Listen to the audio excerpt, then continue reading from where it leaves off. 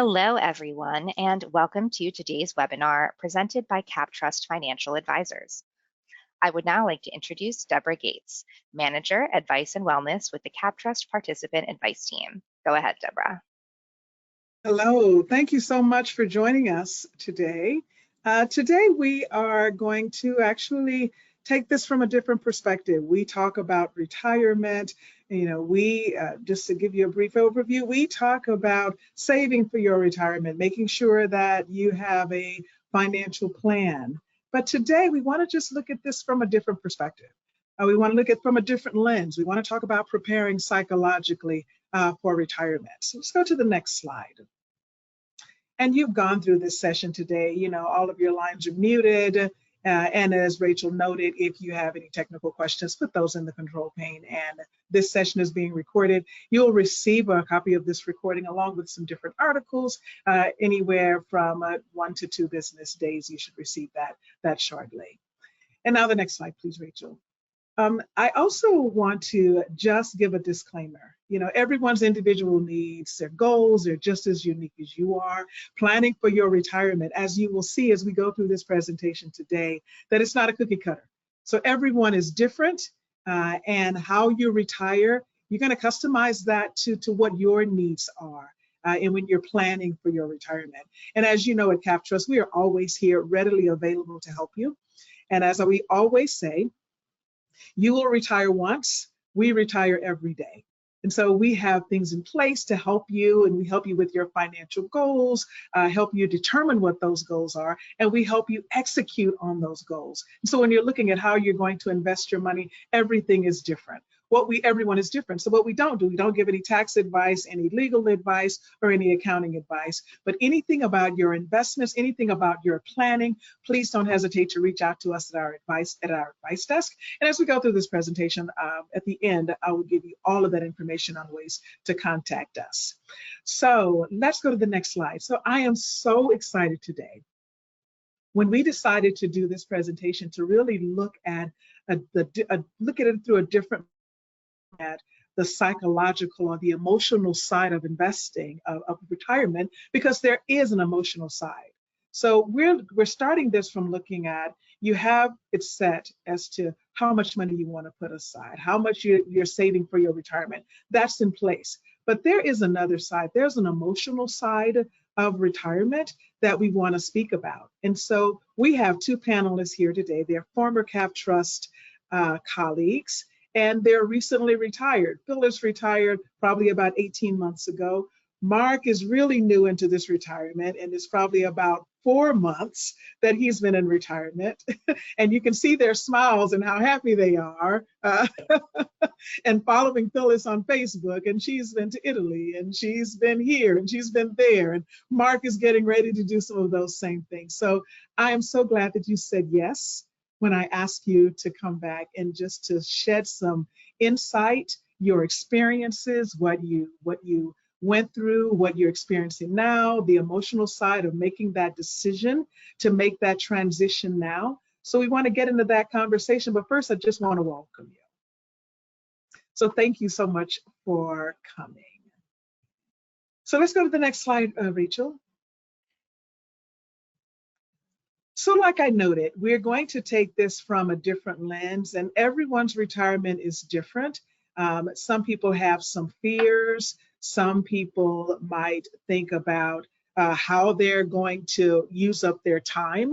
You may think about what are you going to do in your time of retirement? Spending time with your grandchildren, or spending time with family, or if you're going to do a relocation, making decisions about it, and actually making that transition. Because remember, most of us have been working 20, 30 years, and now you come to this point where you no longer have a set schedule.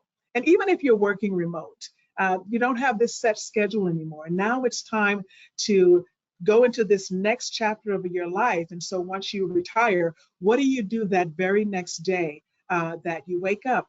And sometimes this comes with a little bit of intimidation. Sometimes there's a little bit of fear. So I want to know I want to kind of gain the pulse of the audience today and kind of see where you are as it relates to thinking about retirement? Do you get anxiety when you even start thinking about retirement? And so this presentation is designed for anyone at any time in their career, whether you're early career, mid-career, you're close to your time of retirement. And some people that are on this call, you might be listening because you might have some experiences with your parents. Maybe you're helping your parents go through this transition, or you're seeing them go through this transition, or a family member. So there's still something here for you that you can listen to and glean insight from as we go through this. So let's go to this slide. I want to read the polling question first, and then we're going to launch the poll. And then I want to get some information, some insight from you, Mark, and Phyllis as well. So here's the question. What is the biggest non-financial concern you have when you think about retirement? Are you thinking about feeling bored, lack of a sense of purpose? You're thinking about how you're going to fill your day? And remember, you've been working for a long time. And sometimes, what do we do when we go out to events? People usually ask, what do you do?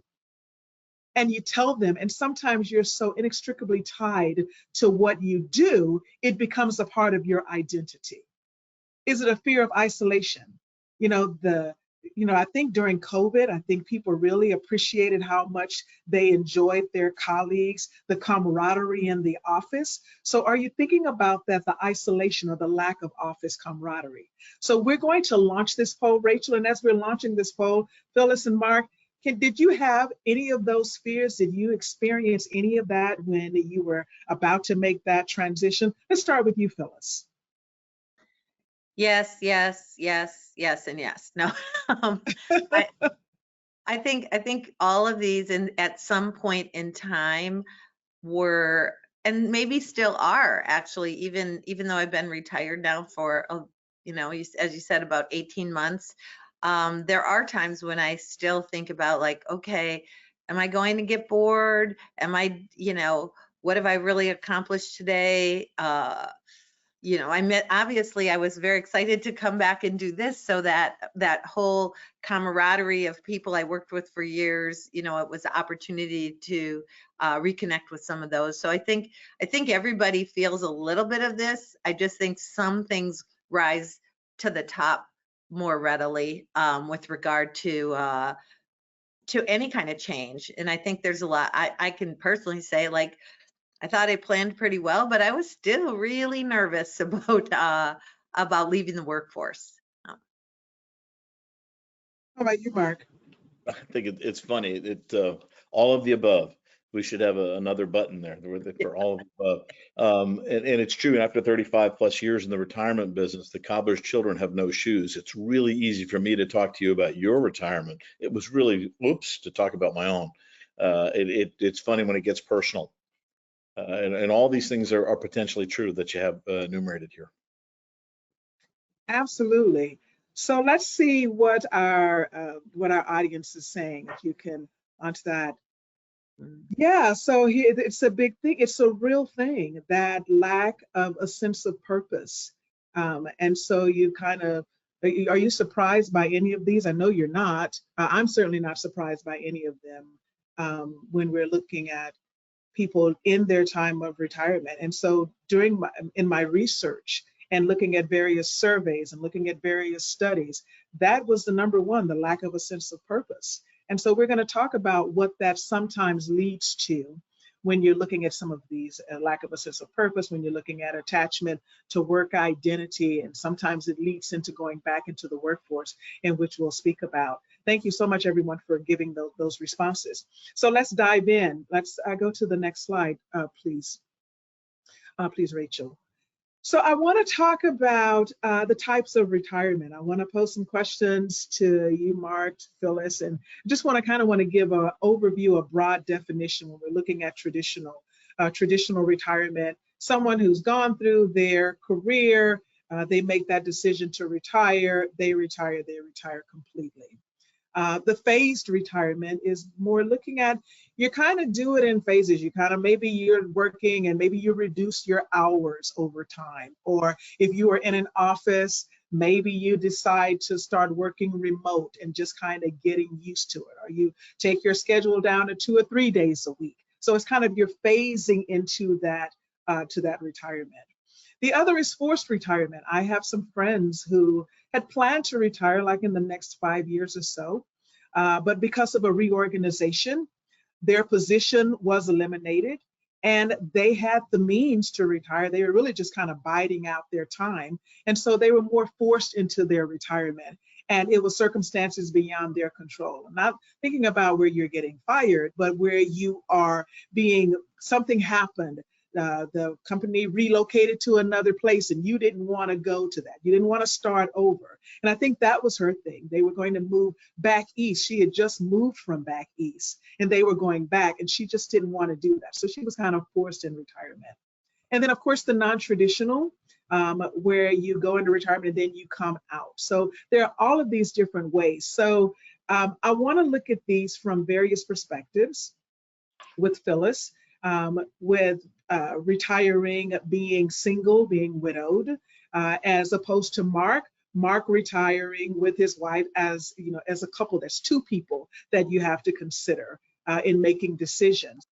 So let's kind of toss this around and let's start with you, Phyllis, as to where you fall in this and give us some comment and something that would be helpful to the people that are listening to this call. So I think at first I would look at this as I was a very traditional. And I know we talked in prep about COVID and the pandemic and things like that. And I do think that for me, at least, that did have some impact on the timing of when I retired. I'll personally share just that, you know, I accelerated my timeline because of the pandemic and only because of my personal choices. But, you know, I probably would have worked maybe one more year longer than I actually did. I was fortunate I could retire when a little bit early, you know, wasn't years and years early. I don't know, you're supposed to talk about your age, but I'm 65, so it's not like I retired when I was 50. Now I know I don't look as old as Mark, but just saying. But I did. I had given a lot of thought to what to when I wanted to retire. And I think that that's always like the first, like, I think that's the thing people grasp on, like, okay, when am I going to do this? And then once I came up with the when, then I was like, okay, how am I going to do this? What impact is it going to have? You know, am I going to stay at that time in North Carolina? We're going to talk a little bit about relocation thoughts later, but I definitely had to put a plan in place. At least I thought I had a plan. I'll just tell you now, it's, you know, no matter how well you plan, it gets off the rails pretty quickly. But I wasn't planning. I was actually not planning to continue to work in any capacity.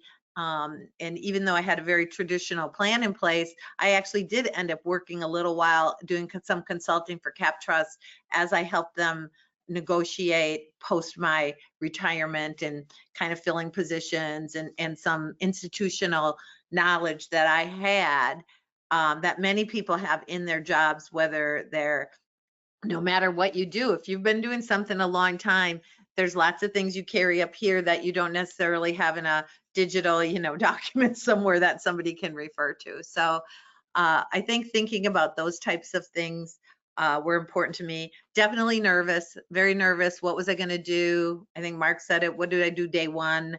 How was that going to look? You know, I thought a lot about, oh, I'm going to work out all the time. Well, I can just vow for that. That didn't happen. But I do think it's a little, and being single, it was, the socialization was a big fear for me. Like, how was I going to maintain contact with people, whether it was work people, friends? Sometimes when you're a little ahead of the ball, your other friends aren't retired. So you're just like, okay, who am I going to, do I have anybody else I could go do something with? So those were kind of things that I thought a lot about as I got ready. Mark? Yeah, mine was a little different. I'll start, and I know you'll agree with me, Phyllis and Deborah as well. We were blessed to work for a company that enabled us to talk about this and think about this and plan for it, and generous contributions investments the company's made to our retirement accounts and so forth. So you start with that, being in a position where I'm thankful for it. My retirement was a little bit different. I was responsible for a book of business at Cap Trust, and I had to transition that over time to other people. So I really, planned the work and work the plan was a big deal for me. We started, I actually, formally retired about 4 months ago, but I began the process 3 years ago. And figuring out who was going to take over my client responsibilities and then managing that through. So it took a lot of time in advance, and I would encourage anybody thinking about it to think things through and plan it as best you can. But as Phyllis says, hold it really loosely, because you're going to plan a bunch of stuff that you can't plan for. COVID obviously threw big curveballs to lots of us, but you do want to think it through. It's a wonderful thing when you can be somewhat in control of your destiny here, and it's a drag. And those of us, or those people who are in forced retirement situations, can testify. It's a drag when something happens that makes you have to do things. You can only control what you can control, but it's a good thing to think it through best you can. So tell me about this process of, how did you plan emotionally for retirement? So you were pretty set financially, knowing that there's going through this transition. You had your ups and your downs, but how did you really mentally prepare? Is there a process that you went through? Are there steps that you were taking, or did it just happen organically, or just kind of fall together? So how did you do that? Phyllis? For me, I think it was kind of organic, but I gave myself a very long runway. So I didn't decide like I'm quitting my job in 2 weeks and retiring, right? I actually started thinking about this probably at least 12 months before I actually ever, before I retired, definitely. And so, and I thought about it just from how a lot of things about how I lived my life at that point and how I thought I wanted to maybe live my life going forward, and what opportunities might be available to me, whether it was socially, whether it was volunteering, whether it was active, being active, like how was I going to fill that day? I think on the survey, I think the one that got the most votes was about having a purpose.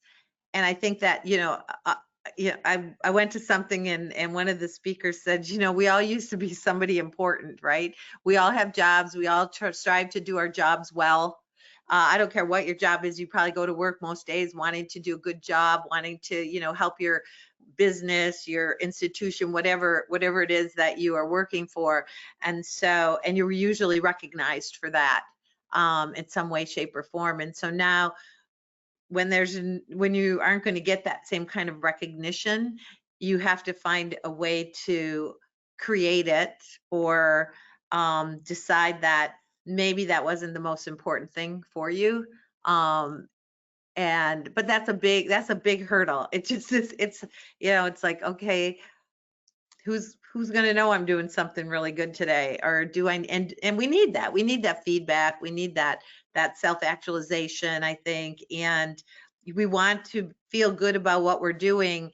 And sometimes in my case, like I said, I'm single, so there's really nobody around to see me to bake that perfect loaf of bread. It's like whatever it was that I decided to, was going to do that day. So, and I think that doesn't go away. I think I think that reoccurs. That's a reoccurring theme for me all the time. So I don't know, Mark, what you see on your side.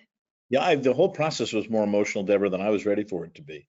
And I can be an emotional person, so it probably shouldn't be surprising. But I thought I'd had sort of boxes checked, and after 35 years of talking about this stuff, I've sort of figured I knew where the speed bumps were going to be and where the issues are going to be. But again, it's really easy when it's somebody else's life. It's really hard when it's yours. I think that I may also be the only egotist here, but I remember being a kid and being sick from school for a week and going back the next day and thinking, it went on without me? You mean you all had school all without what? But I wasn't here. How could you do that? The same thing happens in retirement on steroids. And part of my phased retirement was sort of interesting because I was, still very much an employee of CapTrust for the first 2 years of my phasing, but on date certain, on April 2nd of this year, I dropped off the face of the earth. No more Outlook, no more Teams, no more any of those things, all of which, by the way, are wonderful. I'm glad to not have any of those things, but all of a sudden you're not in the know. You don't know what's going on. You can't get emails, all the stuff you take for granted when you're part of the lifeblood of an organization will go away, boom, overnight. And that had some emotional response. I had an emotional response to that I didn't know it was going to happen that way. I hadn't thought it through, but that was real. And I think you have to give yourself permission to do that. As far as purpose, the only comment I'd give, and again, this is a function of the blessing that we have in the situation we have with our particular organization, but I was really afraid of myself just doing stuff for the sake of doing stuff because I didn't want to be. I'm so used to being busy, and I'm so used to striving, and I'm so used to. I was afraid of an absence of purpose, but quite consciously, my wife and I have tried to take what we're talking about as a year of sabbatical, trying to take some time to not make decisions for the sake of decisions, not doing things because that's the way we've always done them, but to suddenly start and go, okay, we've got a new period of life ahead of us. Could be a week, could be a year, could be 30 years. Let's choose what we do, and trying to take control and agency back on that, so that we're sure as we go forward that we're doing what we want to do, not just what we were set up to do or what we thought we should do, or all that sort of stuff. I would encourage people to do that if you can. The agency, the taking control of your own destinies, it feels pretty good. It can be scary. You're still lonely. You still have all those other issues. Now you've got to solve them instead of some outside service or force doing it for you. But remember that you have some choice in these things, and it's important to choose consciously. And I would just chime in that on the opposite end of that, I think you also, if you're a person who's like go, go, go, type A kind of personality, you have to give yourself permission to do nothing sometimes. You do. And that's also a really interesting dynamic where you are, you feel a little guilty, like, because you're so used to performing on a regular basis in your job, whatever it is. And then you sometimes do, it sounds like, oh yeah, I would love to just kick back, but you find at times it's like, I just have to say, it's okay that, I binge watched something on Netflix and I, and I picked my house up today. That's all I did. So I feel like you gotta get comfortable that every moment is not going to be exciting. Every moment's not a trip somewhere. There's going to be boredom. And how you choose to attack that boredom really, I think is something you want to think about ahead of time, a little bit. It's hard to do that ahead of time, but I do think you want to recognize that it's okay that you might be bored sometimes, that's all right. I had to give myself permission to read fiction again. I was an English major and I was in the arts business for 10 years when I got out of college. But when I got into the business I was in, I felt so focused. I had to always learn. Everything I read had to be nonfiction, business promoting, had to get smarter, had to get better, had to do this. And all of a sudden, just sitting down and reading fiction again after I retired was a major revelation to me. Sounds silly, but it was. Yeah, and I think that these thoughts and thinking about the emotional side, it could start as early as when you're mid-career, in your 30s, in your 40s. You want to start thinking about that. You don't want to wait until you're at your time of retirement to start thinking about that transition and the emotional side. I think it could make it a little bit more palatable, a little bit easier to embrace if you think about that along the way as you're thinking about putting money aside for your retirement, as you're thinking about your financial plan. Start thinking about about your next chapter and what you want to do and how you want to spend the rest of your life, and how you want to work on that journey. So let's move over to looking at the next slide, please, and looking at this non-traditional. So I was reading through an article, and there was a study. Can I get the next slide, Rachel? There was an article, a study that I looked at, and it was about people that ended up going back to work. So they did the study. They looked at folks that had been in retirement like 6 years, and it was about 930 people that they talked to. And one of the people said, it's kind of like what you were speaking to Mark. He said, my hobbies were investments, I enjoyed looking at investments. I enjoyed giving investment advice. I enjoyed all of that. And so I didn't cultivate any other hobbies because that is what I loved to do. It was my natural habitat. I felt comfortable with that. So I didn't take up golfing. I didn't take up fishing. I didn't take up pickleball. I didn't do tennis. I didn't do any of those things. So when he stopped working and went into retirement, he had nothing. So he ended up going back into work, and that became that term, the ex-retiree, that was his life. And so he'll continue doing that, maybe not at the same scale, but at a point where maybe coming in as to work and help out, or sometimes you go back as a consultant, and then there are some people, that work part-time.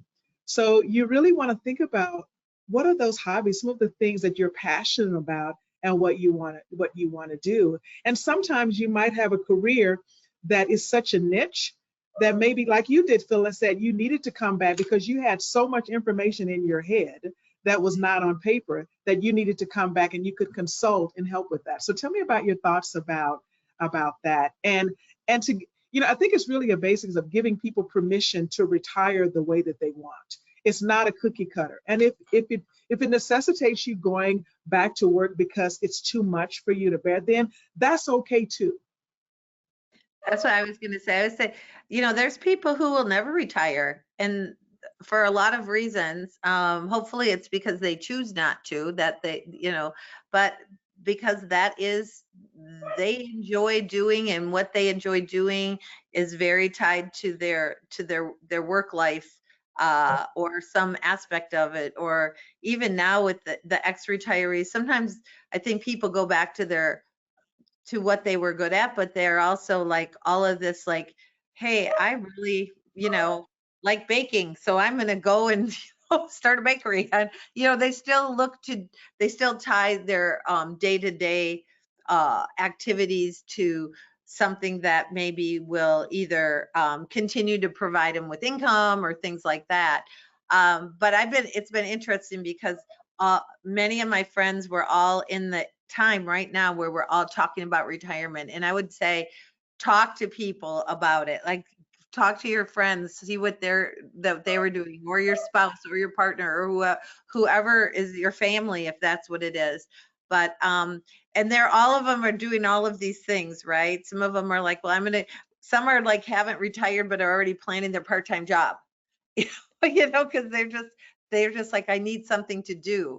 And like I said, I went back and just did a little consulting.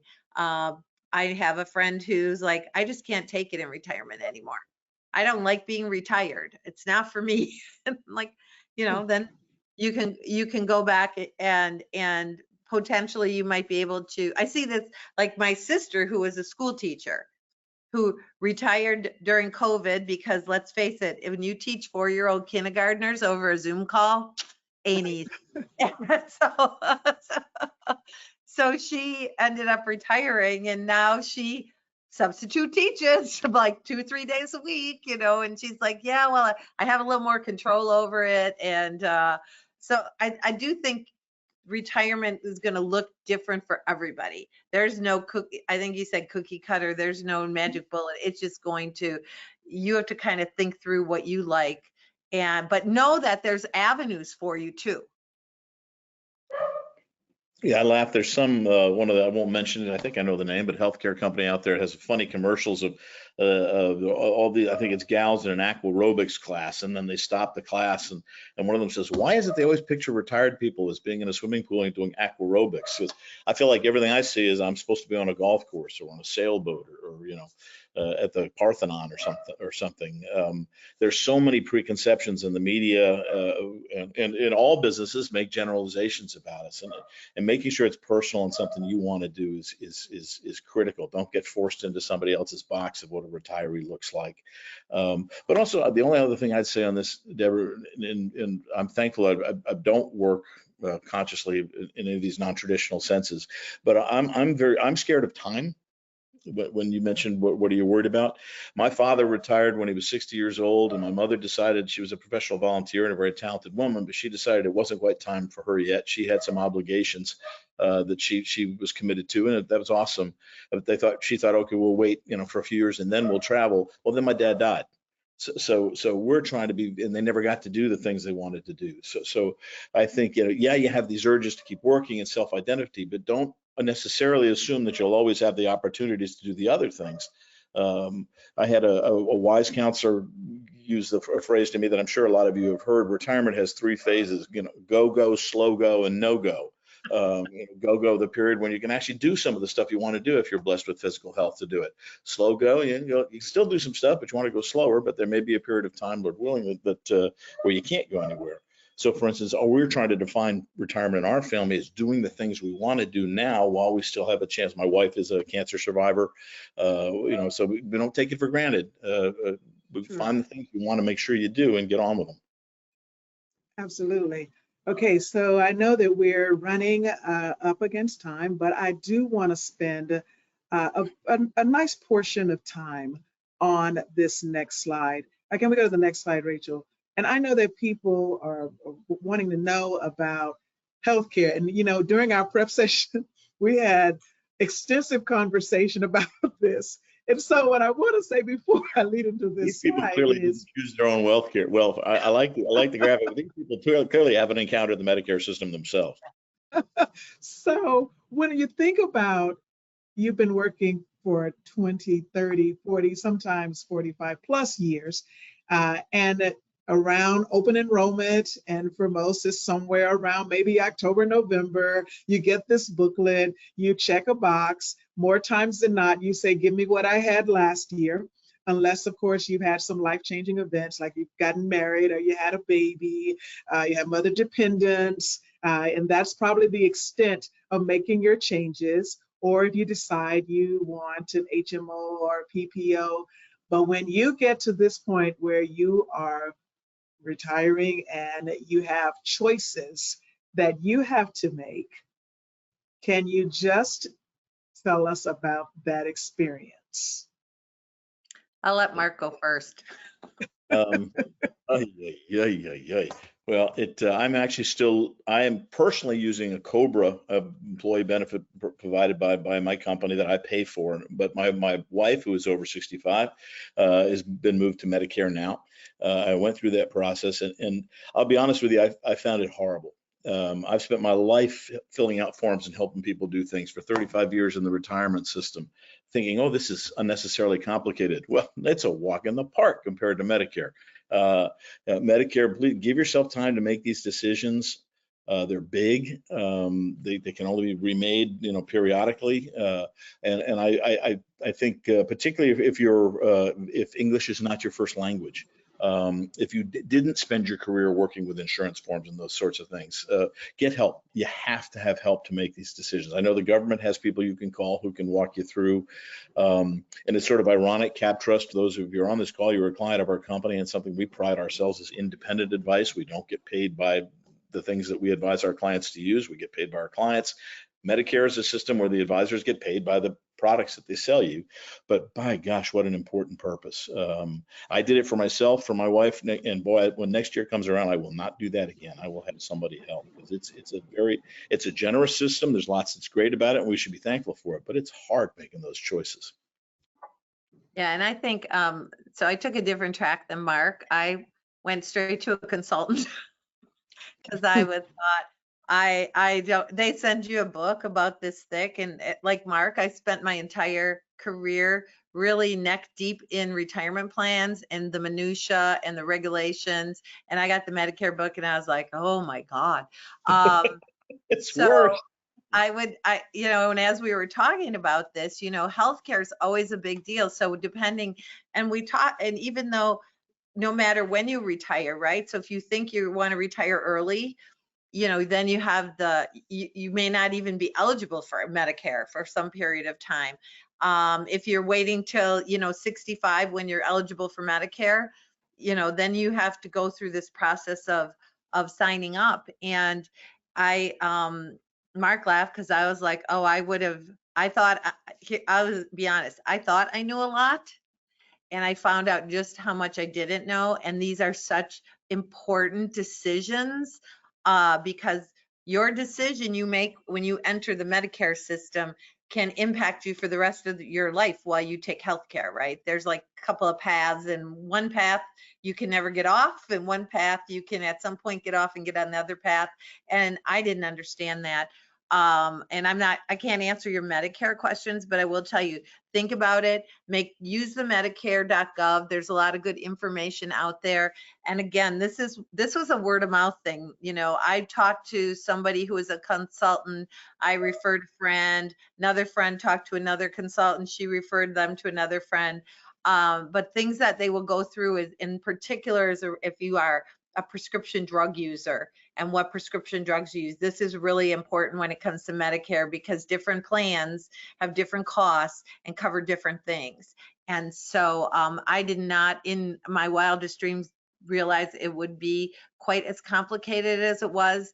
And I don't have a lot of medical things, right? So I'm thinking somebody who's taken, maybe you're taking a bunch of different prescriptions for various things. You want to make sure you're in a plan where your drug plan covers that stuff, or understanding what it's going to cost you. So we did say this, we did ask to add this because we both were like, oh my God, can you believe Medicare? So yeah, it's great when you have it. My wife's on it now. Yeah. Important part of the overall. So even if it's not you, if your parents are getting ready to retire, or you can hear the conversation come up, there are people out there, they do this. They don't cost you anything. I think that's the other important. They are paid by the insurance companies, and this varies state to state to state. So Mark's in California. I spend time in Wisconsin. Deborah, well, you're out in California too. And what's available to you in your various states differs also via the Medicare Advantage and the supplemental programs. So I am a firm believer in the consultants. They'll take you through the process, they'll answer questions, and they will really educate you. At least mine did, in very simple terms, which is what I needed. Yeah, and just to be clear, Medicare is an awesome system. We've all paid into it for a long time. I'm not being critical of the benefit, but getting to use it and how to figure out how it fits you is much more complicated than I was ready for. Yeah, and I think it's great to have a consultant because there are some things that you might not think about that consultant will ask questions about. So for example, let's say if you decide to travel, will that cover you when you travel? What do you do when you travel? If you're, as Phyllis said, if you're on a particular drug, is that on the formulary to be covered by that particular thing? What about if you travel outside of the country?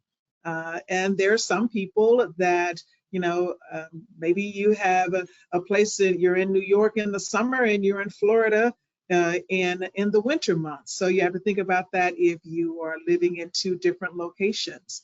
So there's so many things that we don't think about on a regular basis, and that we've never had to think about are those things that a consultant, someone can help you with making those decisions. So thank you so much for that information. It's great to know that there is someone there to help you. And the website with Medicare has become a lot more user-friendly, where you can get information, you can get answers from. But when you're looking at these decisions, some of these are emotional decisions that you need to make as to what you're going to choose. When you're thinking about your health, when you think about your health, that brings up emotions in and of itself. So now having to make a decision about how am I going to handle this health issue, it kind of compounds, and it's on top of that. So we definitely wanted to spend some time talking about Medicare. And then let's go to the next slide. The other thing that comes up a lot when you're deciding to retire is you think about, where do you want to live? Or are you going to stay in your current dwelling? Are you going to downsize? Is your place going to be the place where everybody convenes? Or are you going to stay here? Are you going to move somewhere else? And so tell me about that, because Phyllis, I know that when you retired, you moved from one area to the other, and I remember you going through that process. And so can you tell us about that. Yeah. So I think, you know, it's like, in my case, I think I'm very happy with where I ended up, but I jammed a lot of big decisions into a short period of time, which I don't know if that's a good thing or a bad thing. It was extremely stressful. You know, I was retiring. I was leaving North Carolina and moving. You know, I was selling a property in one place and trying to buy, and it was a very it was really stressful. Now that was my choices, right? I wanted to be back closer to my family members. I come from a big family, and so not everybody moves that quickly. But I do think if you're thinking about relocation, you know, things change. That was a year and a half ago. Okay, when you know, the housing market was still pretty booming along, not bad, at least here in North Carolina it was. You know, interest rates were still low. Yeah, so there's been a huge shift in that, right, in 18 months. Real estate, and you know, depending on the part of the country you're in, real estate's kind of settled down. Obviously, mortgage and interest rates have gone up. So if you're thinking of, you know, selling and buying, downsizing, you know, do you need a mortgage? Don't you need a mortgage? How does that work? But I just think that it's like, I would warn against like huge changes jammed into a small period of time. I just would say lessons learned from me, extremely stressful from the standpoint of, you know, trying to think I could do all of this at once.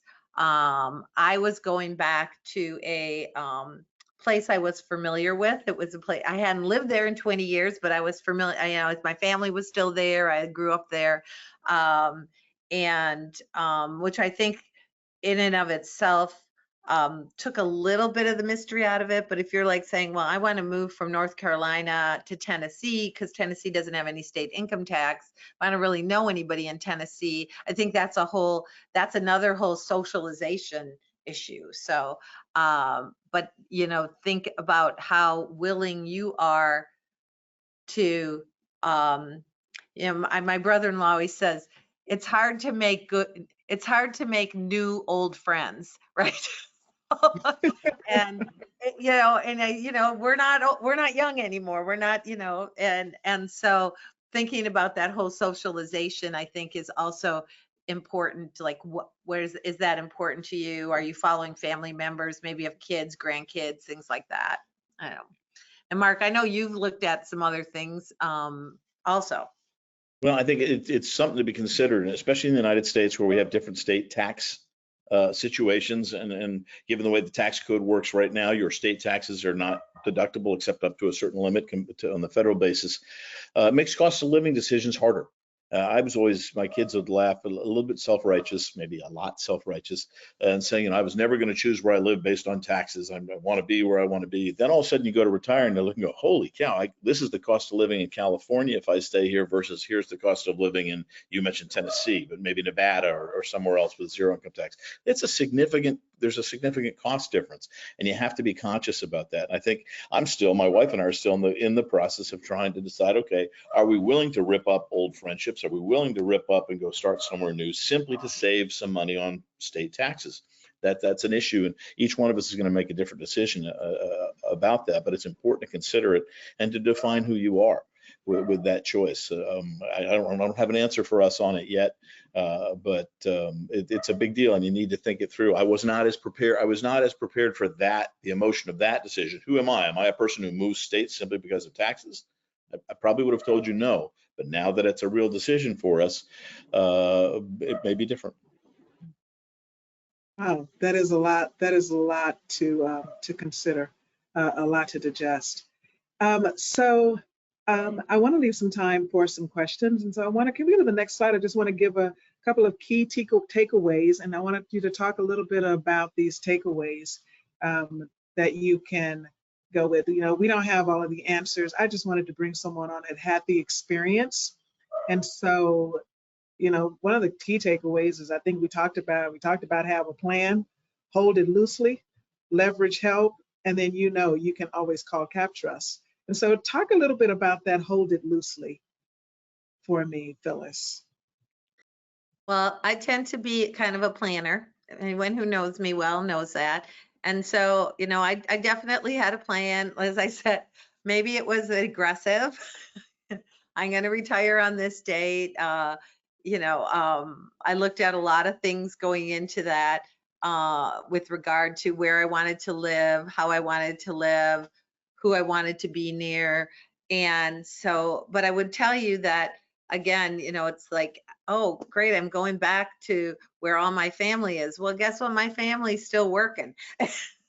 So, oh, Mhm. well, I'm here, so I think so, I had to make sure that I uh, did some things to, one of the things I found, again, because I am single because of my situation, was that I had to actually, I don't want to call it work, but I do think of it as work. Like I took it upon myself to make sure that I made myself available to people and that I didn't wait for the phone to ring.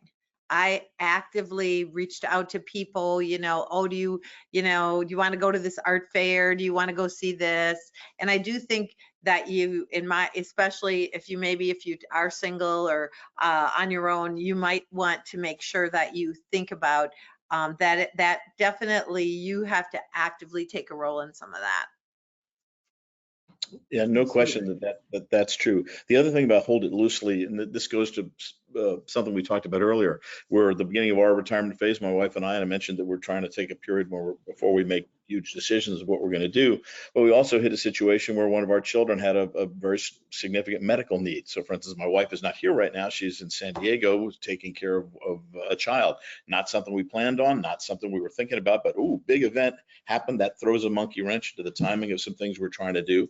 So you just have to be aware that life is going to throw you curveballs. So whatever plans you make, you have to be willing to flex. You have to know that we're not always in control. Absolutely. I was going to say, I noticed Mark hasn't mentioned how he tried to help his wife become more efficient at home. Yeah. Well, if I turn the camera around, I could take you to our pantry where I made some suggestions. Bad news. Yeah, I was one of those husbands who decided he could help my wife improve what she'd been doing quite well for 40 years, 35 years, and that was a bad idea. Yeah, I think when you retire, like one of the things I was nervous about, like what would my routine look like? Would I just like not know what to do? And I do think that even though you have a routine, especially if you have a partner, that you have to remember they have a routine too, and their routine and your routine probably don't jive right at the beginning. So I think that you really do have to think about, like, I can't force my routine on my partner and vice versa, because I think that's just going to blow up really quickly. And Mark did have us laughing about his reorganizational skills. Yeah, then that goes back to the planning thing, though. I mean, if you're in a relationship, you have a partner or spouse, we've got plenty of time to think this out. There's no excuse for being surprised by the fact that there are two of you in the relationship, and you figure these things out. It's important to talk about it and be respectful, right? So let's see. So Brian, I know that you have been looking at the chat. I've seen the little icon pop up. Let's go to the next slide, Rachel. So I want to see what questions do you have that you want to pose to both Mark and Phyllis? Thanks, Deborah, Mark, and Phyllis. It's been great hearing your stories and sharing of your information. And of course, we have a lot of questions coming in, a lot of comments, and they're broad. They're hitting a number of the different topics that we touched on. And one was just where you just ended, when you have a spouse or a partner who's not on the same page. Right. So what do you do? Is there a practice retirement routine you might explore with some vacation time, or as you transition in retirement? Any thoughts around how to help that work more positively? I'm sure there are good books out there and courses with YouTube and so forth, resources that you can avail yourselves of. I'm not familiar with them. My biggest thing is that you'd not be surprised by it. Plan for it. Think about it in advance. It's not one of those, there's some things in life that blow up and you go, oh, I didn't see that coming. if you're retiring and you're in a relationship, then you have no excuse but to see that you're both going to be in this situation. So talk it through and make sure that you give validity to the other person's needs, not just yours. But I think also, like, I'll circle back to what I said a while ago about, you know, that my parents were out of sync, and it cost them. They never got to do the post-retirement travel they wanted to do. My wife and I, obviously that's something that's part of me now, so it's been part of what my wife and I have talked a lot through. So we were quite conscious about giving things up at the same time. It was hard. A lot of stuff. She was very capable, very involved in giving things up at the same time as I chose to retire. But it took talking through and thinking through and spending a lot of time to get ready for. There's no excuse to be surprised by those kinds of things. Yeah, I think even as something as simple exercise as just each partner just sit down and write out, what do you think what do you want retirement to look like? And then then you can kind of compare and come to at least some consensus, or at least you can either discover if you are very far apart, if you're, I want to spend all my time with my grandchildren.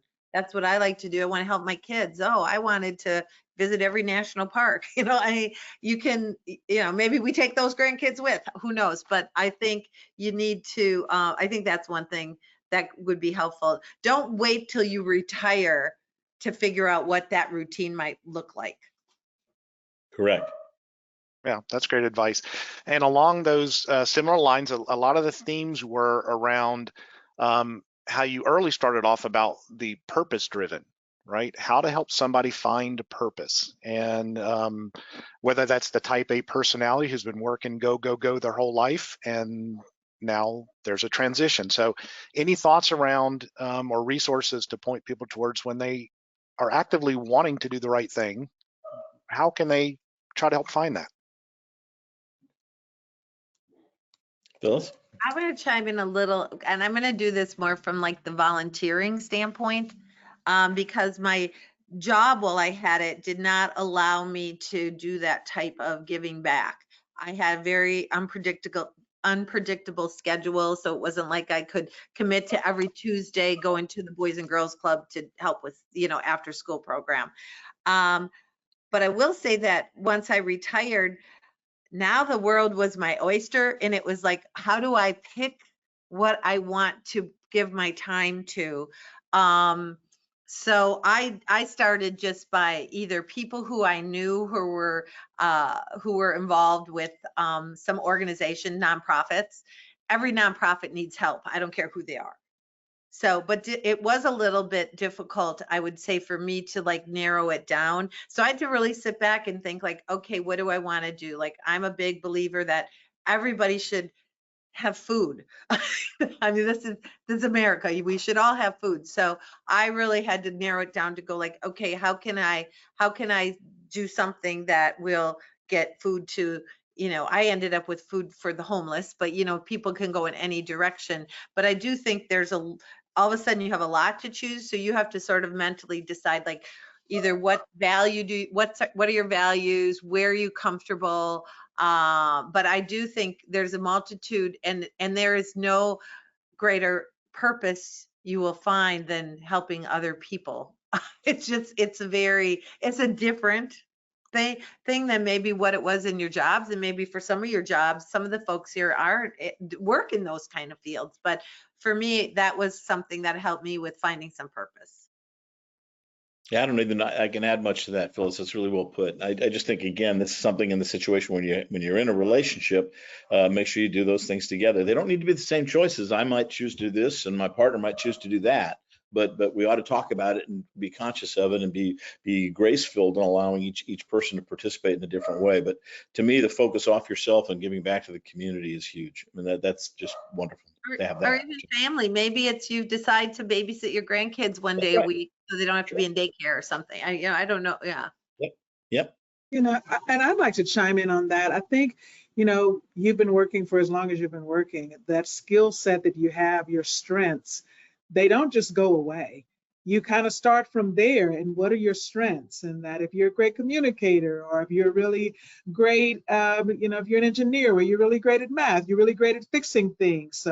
Maybe you're great at building things. So maybe you go and you help at a trade school, or you tutor, or you do some of those things. So it doesn't mean that you forget everything that you've learned. All of that you've learned will help you on the next leg of your journey. So I would suggest starting there, the purpose that you have, and kind of build out from that, and find volunteering opportunities or nonprofits, because you're always needed. You're always needed. Or even work. Maybe it's another job. Maybe it's a side gig. I don't know. Well, so speaking of money and retirement, so we had a number of questions all leaning around the same area on decumulation. You've spent your lives building your savings, right? It's what we do here at CapTrust, helping people save and prepare for retirement. And now it comes time to start spending the savings. So from a couple perspectives I was getting, one is the psychology of spending down after you've been saving. That part of it, was there any challenges for either of you in your different situations? And the other is, what about let's say there's a dynamic of a spouse or partner, again, and it's again a little different idea. So it's preparing that conversation that mainly is around the spending down of the assets. Phyllis? Throwing me out. So I think I put together. Here's where I held it loosely on my budget. So I did before I retired. I really did do some hard look at budgeting to just see kind of what I was spending where. And I will tell you that I said loosely. But I do think a budget is helpful. At a minimum, just gathering what's going out. And then looking at, how, whether it's, if you're getting some Social Security, a pension, if you have to start to draw down retirement, obviously, you want to give it a lot of thought. We came out of a tough year a year ago. If you were looking at investments and investment returns and losses, so that can be a little scary too, of like, oh my God, my account went down and now I can't take as much. But I would say that from the standpoint of drawing it down, I think everything I've read, and I spent my entire career in this area, is that we're afraid to spend that down. And I would say we all are. We're still afraid to spend it down because we don't know how long we have to spend it for. So I think starting with just a simple budget, understanding what you have, for me, that was where I started, just to see and then I realized I would be okay, unless I did something really stupid, but that I'm not buying that Maserati. That'll never be in my garage. So as long as I live within my kind of means that I've established, I think that's how I approached it.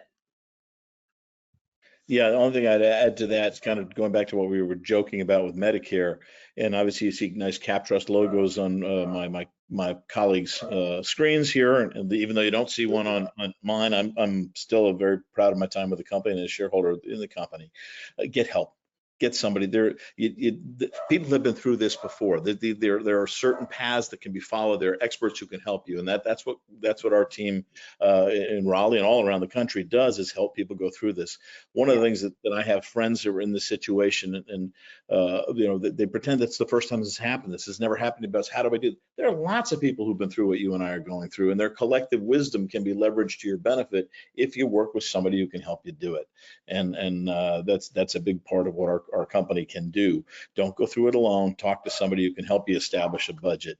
I'm a Quicken junkie. I guess that seems old-fashioned to young people, but I download every transaction every day in my Quicken. So I see my money every day. I know exactly where it is every day, and I decide, how work with a couple of professionals to help me figure out how to handle it. But get help. That's the biggest answer. Get help.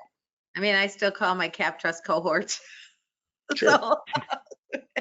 Absolutely. Oh my gosh, thank you so much. Let's go into that next slide, Rachel. So did you have other questions, Brian? I think we're getting close to the end, and you have questions, things are on your mind. Remember, we said leverage help, call CapTrust. We are here to help you. We position ourselves as being a part of your benefits package. You can call us and speak to someone, unbiased, customized advice. Not only can we help you with your investments, how much you're setting aside, but we can help you with this side of it as well, as to how do you draw down? How much money do you need to spend? What is your income? What are your expenses? This is when you're calling us. We are here to help you. You can either set an appointment by going on to captrustadvice.com, or you can call us directly, 1-800-967-9948. Making an appointment, there's no limit. You can make as many appointments as you want by going onto our website. Evening appointments are available. So you see that Monday through Thursday, 8:30 a.m. until 8 o'clock p.m. Eastern Standard Time, Friday, 8:30 until 6 Eastern Time, or just call us directly. We are readily available. Listen, I want to just take a moment to thank Mark and Phyllis for coming and sharing this invaluable information. I thank the audience for taking the time to listen to get all of this insight. Remember, you will get a copy of this recording in the next 1 to 2 business days. Again, thank you so much. Have a great day. Stay safe, and we'll see you next time. Thank you so much. Everybody.